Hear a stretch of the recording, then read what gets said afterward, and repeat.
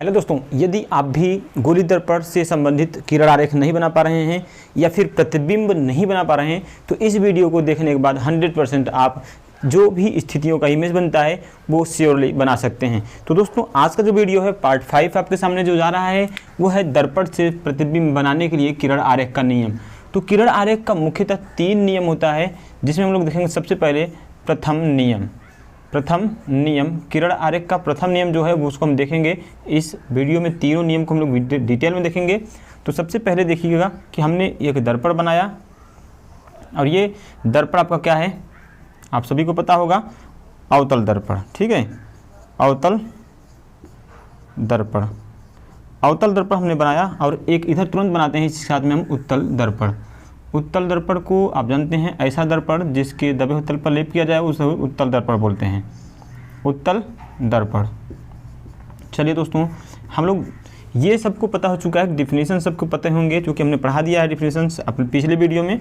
यदि आपने नहीं देखा तो वहाँ जाके वीडियो देख सकते हैं आप। इन दर्पण का इसे दर्पण ध्रुव P बोलेंगे, इसे भी दर्पण ध्रुव P बोलेंगे। इसका वक्रता केंद्र C यहाँ होगा, इसके भी वक्रता केंद्र कहीं यहीं C होगी।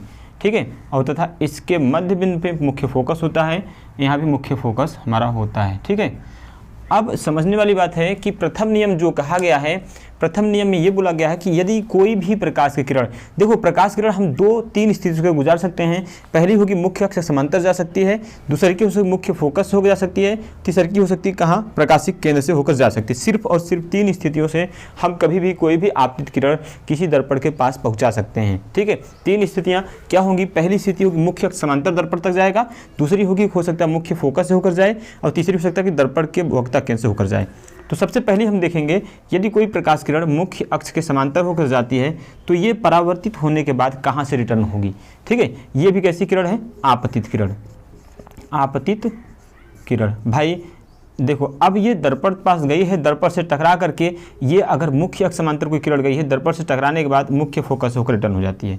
ठीक है, ये क्या होगी हमारी परावर्तित किरण। परावर्तित किरण ये किसके लिए भाई, अवतल दर्पण के लिए। जरा देखिएगा, यहाँ हमने दर्पण के मुख्य अक्ष के एक प्रकाश किरण से गुजारा, ये किरण उस साइड नहीं जा पाएगी क्योंकि आप जानते हो लेपित कर रखा है अपने, तो ये किरण रिफ्लेक्ट होकर हमारे ऐसे निकल जाएगा ऊपर की तरफ।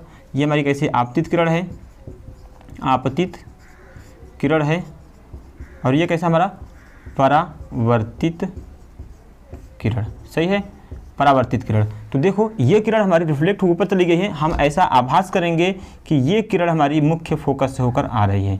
ठीक है, ये हमने आभास किया कि ये किरण हमें मुख्य फोकस से होकर आ रही है। तो प्रथम नियम को जो परिभाषा हम लिखेंगे कि यदि कोई प्रकाश किरण मुख्य अक्ष के समांतर आती है तो दर्पण से परावर्तित होने के बाद मुख्य फोकस होकर गुजरती है, या फिर कोई प्रकाश किरण मुख्य अक्ष के समांतर आती है तो दर्पण से परावर्तित होने के बाद मुख्य फोकस से आती हुई प्रतीत होती है। तो ऐसी परिभाषा लिखेंगे, यदि कोई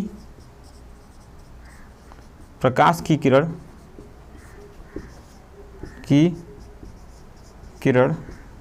मुख्य अक्ष के समांतर आती है तो दर्पण से परावर्तन के पश्चात दर्पण के मुख्य फोकस से होकर जाती है ये किसके लिए, अवतल के लिए, अवतल दर्पण के लिए, अथवा मुख्य फोकस से आती हुई प्रतीत होती है,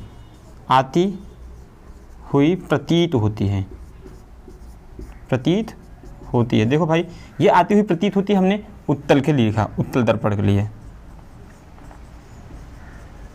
एक बार देखिएगा भाई, हमने पहले बताया कि कोई किरण आरेख सिर्फ 3 कंडीशन में जा सकता है।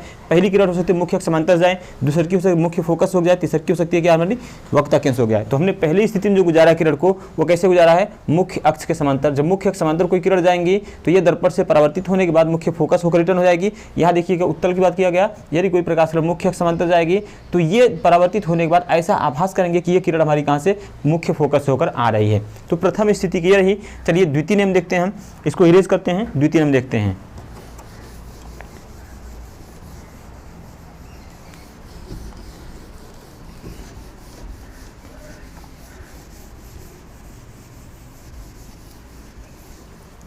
चलिए देखिए द्वितीय नियम देखते हैं।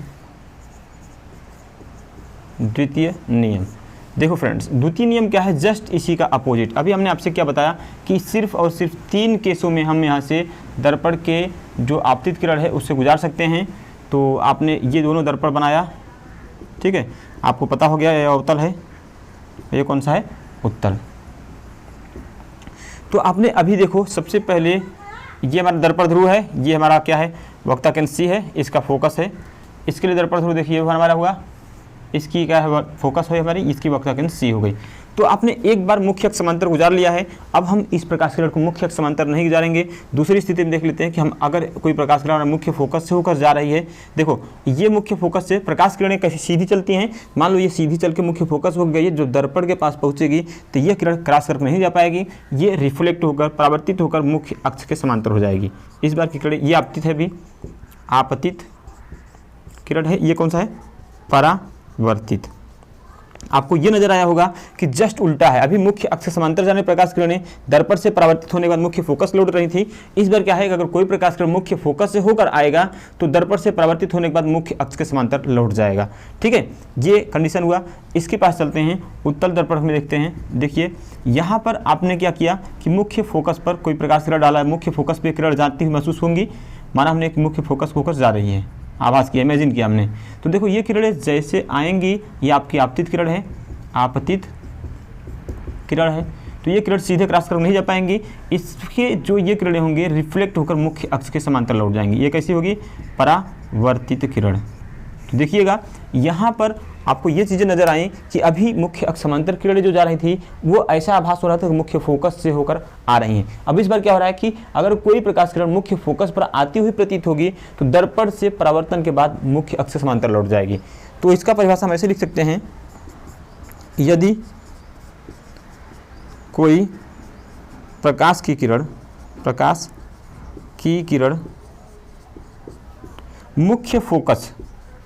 मुख्य फोकस से होकर जाती है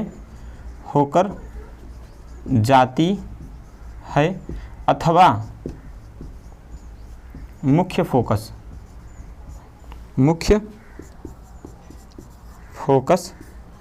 पर आती हुई प्रतीत होती है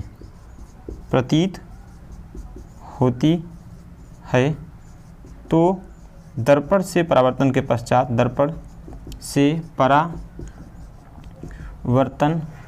पश्चात मुख्य अक्ष के समांतर हो जाती है, मुख्य अक्ष के समांतर हो जाती है।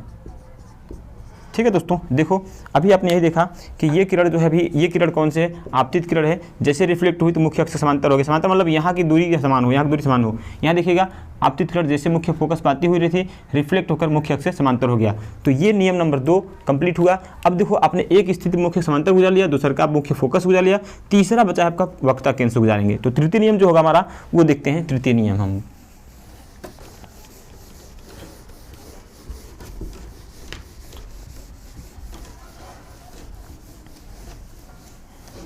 देखिए भाई, तृतीय नियम देखते हैं। यहाँ लिखते हैं तृतीय नियम।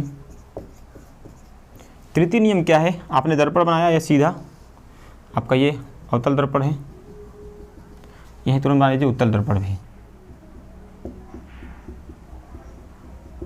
ठीक है, थोड़ा सा बड़ा बना लीजिए।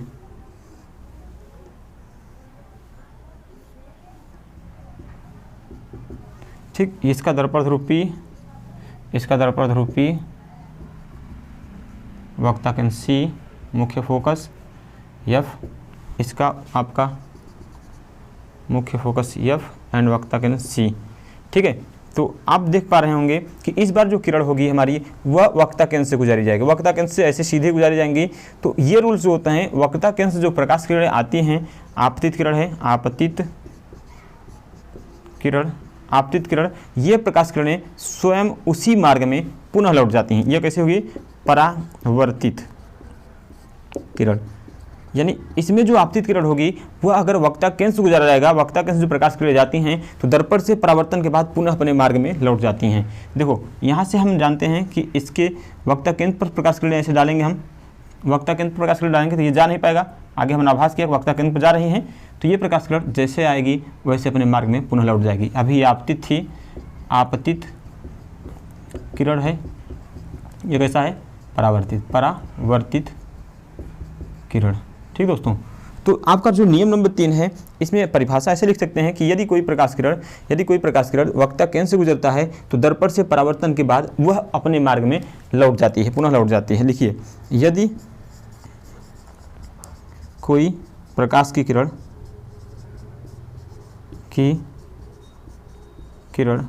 यदि कोई प्रकाश किरण वक्रता केंद्र से होकर जाती है तो दर्पण से परावर्तन के पश्चात पुनः अपने मार्ग में, अपने पथ में वापस लौट जाती है। तो दोस्तों ये 3 नियम आपके किरण आरेख के बन गए हैं। इन तीनों नियम के ज़रिए से अब हम लोग प्रतिबिंब की स्थितियां के बारे में देखेंगे। तो फ्रेंड्स, यह वीडियो आपको अच्छा लगा तो प्लीज़ वीडियो को लाइक ज़रूर करिएगा। चैनल को सब्सक्राइब करके नोटिफिकेशन बेल ऑन करिए ताकि आपको लेटेस्ट वीडियो अपलोड करते ही मिल जाया करें। तो फ्रेंड्स, और आपसे एक वादा करते हैं कि आपको पर डे वीडियो जो मिलेगा वो शाम को 6 बजे के बाद मिल जाएगा। 6 से 7 के बीच में हर दिन वीडियो आपको क्लास 10th की प्रोवाइड की जाएगी। बहुत ही जल्द इंटर की फिजिक्स की वीडियो भी आपके सहपाठियों के लिए दिया जाएगा इस चैनल पर। तो फ्रेंड्स, मिलते हैं नेक्स्ट वीडियो में, तब तक जय हिंद।